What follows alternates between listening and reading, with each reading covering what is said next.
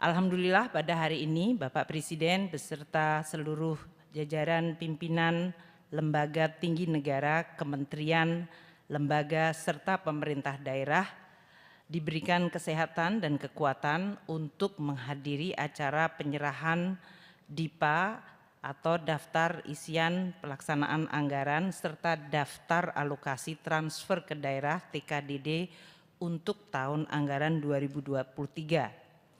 Yang ini merupakan simbol dari dimulainya pelaksanaan APBN tahun 2023.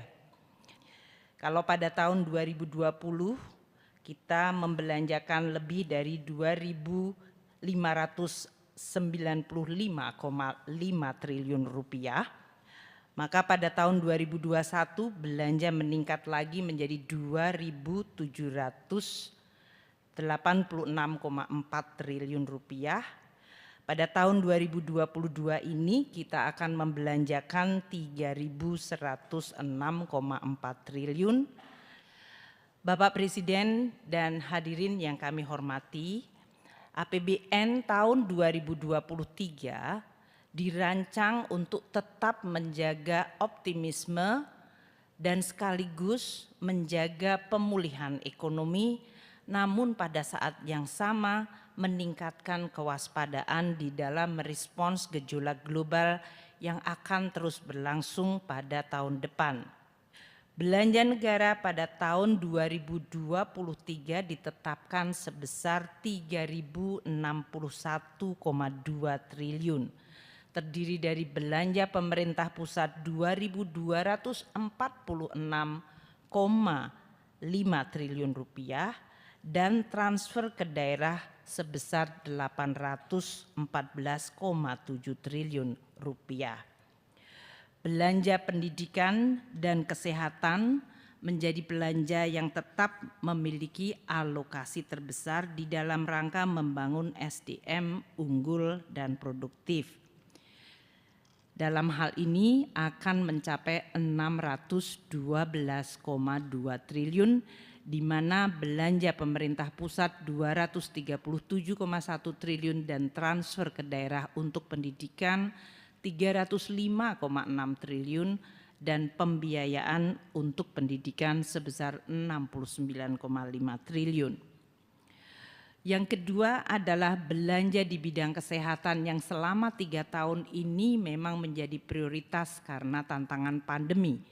Tahun depan mencapai 178,7 triliun, belanja pemerintah pusat 118,7 triliun, transfer ke daerah sebesar 60 triliun.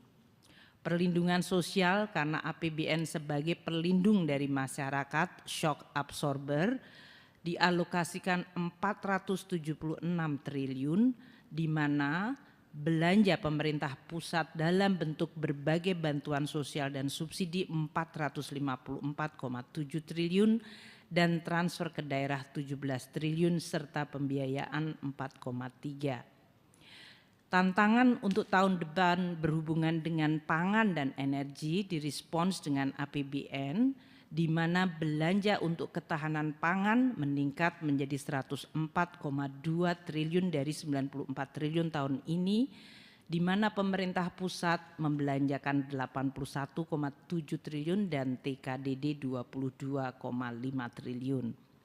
Ketahanan energi termasuk untuk menjaga masyarakat dan perekonomian dari ketidakpastian harga energi dengan subsidi energi dan kompensasi serta belanja di bidang energi mencapai 341,3 triliun.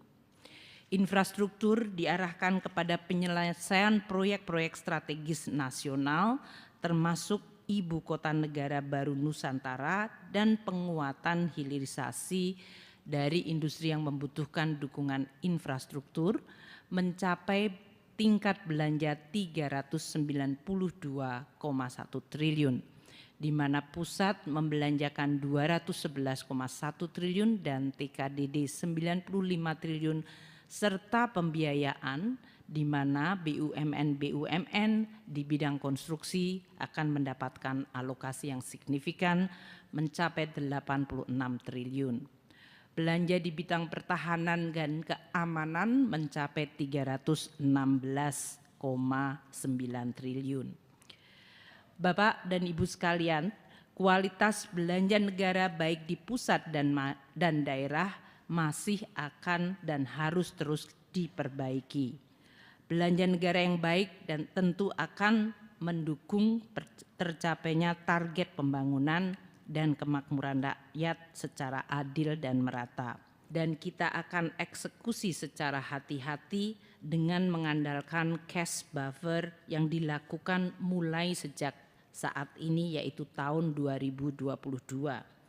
Utang Indonesia masih aman dan tetap harus dikelola secara prudent, teliti, dan kompeten. IMF mengatakan bahwa di tengah dunia yang gelap, Indonesia adalah titik terang. Ini adalah kerja keras kita semuanya. Tingkat inflasi masih cukup terkendali di sekitar 5. Terakhir saya mendapatkan angka 5,8. Di saat rata-rata inflasi dunia di atas 10% dan bahkan ada yang mencapai lebih dari 75%. Kinerja ekonomi Indonesia juga cukup menggembirakan. Pertumbuhan ekonomi di kuartal kedua 2022 tumbuh 5,44% dan di kuartal ketiga tumbuh lebih baik, yaitu di angka 5,72%. Volume perdagangan kita juga terus tumbuh hingga mencapai 58%. Dan kita mengalami surplus perdagangan dunia selama 30 bulan terakhir berturut-turut. Ini juga sesuatu yang harus kita syukuri.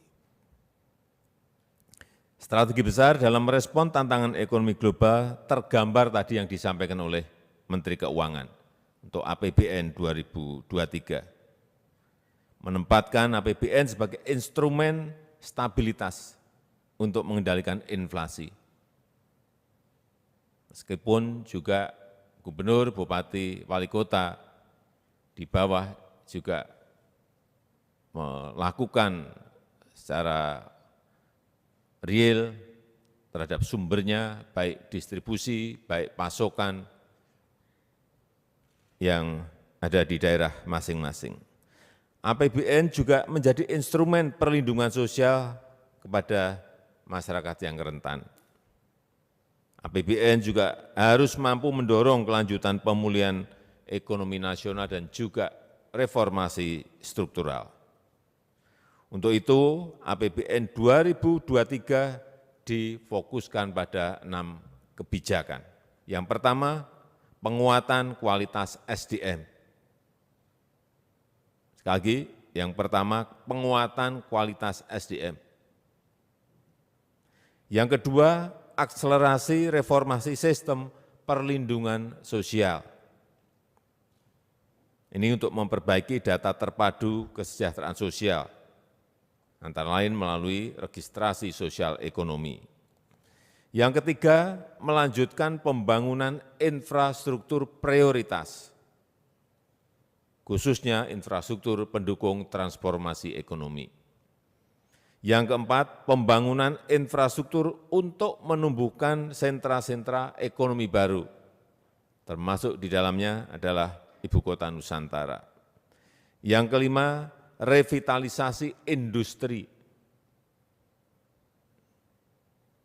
Ini penting, yaitu dengan terus mendorong hilirisasi. Yang keenam, pemantapan reformasi birokrasi dan penyederhanaan regulasi. Bapak Ibu yang saya hormati, fokus kebijakan tersebut membutuhkan pengawalan yang ketat di lapangan. Saya minta pada seluruh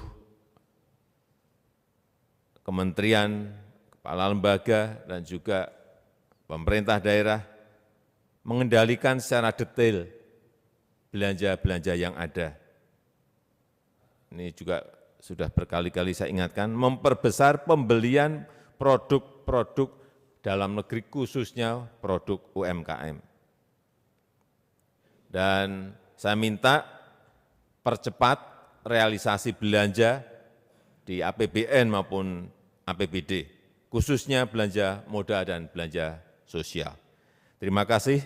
Wassalamualaikum warahmatullahi wabarakatuh.